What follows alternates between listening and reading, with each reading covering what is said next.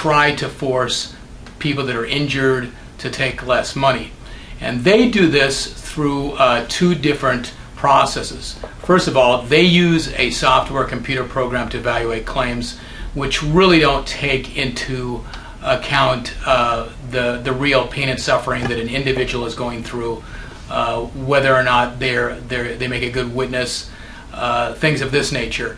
The other thing that Farmers has pioneered is the claims unit approach.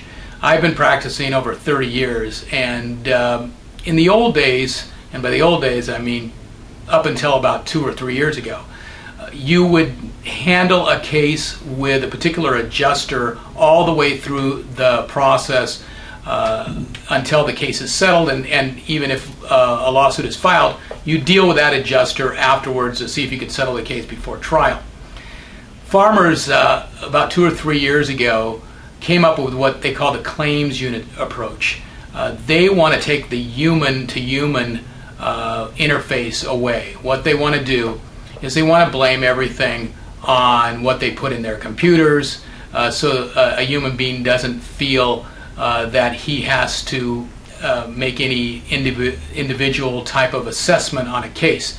So what they do is, as soon as your claim is filed, it goes to a claims unit. So what this means is your client gets involved in an accident, immediately gets signed to a certain unit. Farmers units, I believe, are mainly in San Diego now, and what happens is all through the process you are not dealing with a person, you are dealing with a unit number. And so when you send in your medical documentation and medical expenses, and you send a settlement letter that describes what the injuries are and what you feel the case is worth, someone will give you a call at some point, or maybe they'll just send you a letter, and the letter is signed claims unit, and you call them back and you try to negotiate with them, and you won't get a particular individual very often.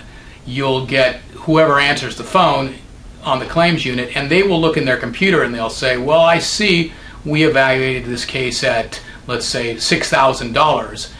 And if you say, well, how did you evaluate that at $6,000? They'll say, well, that's what we came up with. We feel that the reasonable and necessary medical bills should be this much, which often are not even determined by a doctor. It's determined by some person who is a medical evaluator who has been trained in looking at bills and giving some arbitrary amount as to what examinations or physical therapy should be billed at. And then they say, well, on top of that, we'll give you maybe $1,000 or $2,000 for pain and suffering. And if you try to negotiate with them, they'll say, well, that's what we have it at, and if you have anything new, let us know. And it doesn't matter what you do to try to sway them, you're going to get another person who answers the phone the next time you call, and they're going to say, well, let me look in the computer. So again, you're never dealing with an individual who can bear a burden of making a true decision as to what somebody's pain and suffering is worth. You're dealing with a person who looks in a computer, and they cannot evaluate a case based upon what your client truly went through and what a jury may give when confronted with somebody who's truly sympathetic. This is all an attempt to avoid any responsibility on the behalf of the insurance company and its adjusters. And as I said, in the old days, there'd be an adjuster who would be on the case the whole way through, and the good thing about that is you could deal with that person. That person could maybe talk to your client over the phone, take a statement from your client, get to know your client, and this would help settle the case. Also, you could have a long-term relationship with that adjuster. They'll know who you are as an attorney, the fact that you're reputable, that you will take a case to court.